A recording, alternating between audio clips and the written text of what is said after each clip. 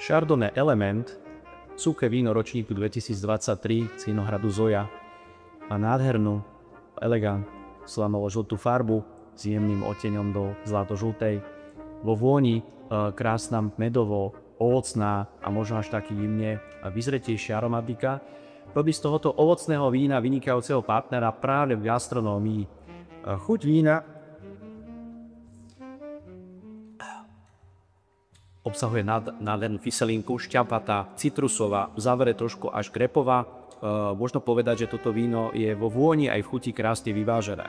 Sú to reduktívne typy, ktoré sú vyrobené preto, aby ste ich mohli vychutnávať po pohári a niekedy aj po viacerých pohároch práve v gastronómii, ako som už spomenul, víno ideálne k bielému mäsu, k telacine, prípadne aj k rôznym haluškovým perkeltom, kde sa pridáva trošku smotany a sladkej papriky.